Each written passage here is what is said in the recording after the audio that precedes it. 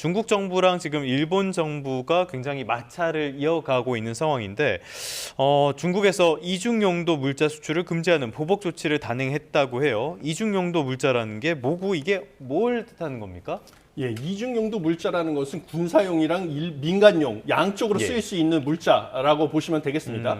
그런데 중국이 이중용도 물자에 대한 일본 수출을 전면 금지했고 그걸 발표하는 즉시 시행을 하겠다라고 네네네. 얘기를 했습니다. 그러다 보면 여기 이중용도 물자에 포함되는 것들이 여러 가지가 있는데요. 대표적인 게 히토류가 되겠습니다. 또 히토류네요. 네, 히토류를 포함해서 800여 개 품목이 포함되는데 거기다 더 이번 조치에 특이할 만한 점은 제3국 우회 수출 금지 조항까지 포함이 됐습니다. 그래서 예를 들면 우리나라 기업이 중국의 히토류를 수입을 해서 가공한 다음에 일본으로 재수출하면 우리 기업도 제재를 하겠다라는 것으로 일종의 세컨더리 보이콧이라서 일본의 입장에서는 상당히 크게 한 방을 먹었다, 이렇게 맞았다라고 보시면 되겠습니다. 네, 중일 갈등이 깊어지고 있는 모습인데 그렇다면 이런 갈등이 우리 금융시장, 우리 증시에는 어떤 영향을 미치게 될까요? 예, 단기적으로는 일본의 그 첨단 기업이라든지 제조업의 생산 차질이 불가피합니다. 왜냐하면 그 원자재 공급이 차단이 되니까 그러면 이제 가격 상승도 올 가능성이 있어서 단기적으로는 우리의 경쟁 기업들에게는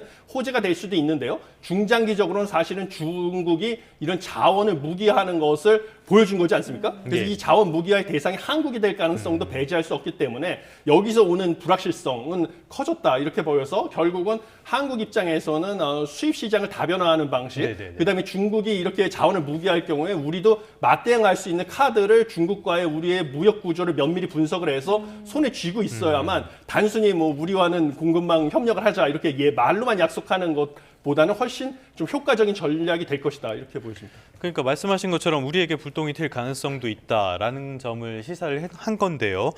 트럼프조차도 중국의 히토류 카드에는 뒤로 물러설 수밖에 없었던, 그렇게 중국이 가진 굉장히 강력한 카드인데, 그러다 보니까 우리가 이거를 공급처를 다변화를 해야 된다라는 이야기가 여러 차례 나왔지만 아직까지 못하고 있지 않습니까? 왜 이렇게 어려운 겁니까? 현실적으로 히토류를 매장량도 중국이 많을 뿐만 아니라 중국은 끊임없이 자원을 무기화하기 위해서 자기 나라 말고 외국 제3세계에 있는 히토류 광물 자원의 개발 및 생산 권한까지 계속 확보를 해왔습니다. 이런 것이 효과를 본 것이고요. 또 히토류를 갖다가 가공하는 데 있어서도 많은 환경 오염이 되는데 이것도 이제 중국이 가공 기술 역시 뭐 점유를 하고 있다 보니까 쉽사리 대체가 어려운 형국이 되겠습니다. 그렇기 때문에 우리가 단기적으로 중국에 의존하고 있는 자원을 대체할 수가 없다고 하면 중국이 자원을 무기화했을 경우에 우리도 대응할 수 있는 카드를 손에 쥐어야 되고요. 그것은 결국은 중국과 우리와의 무역 구조를 좀 분석을 해가지고 중국이 우리에게 의존도가 높은 중간재가 무엇인지를 파악하고 있는 것이 가장 중요하다, 이렇게 보여집니다.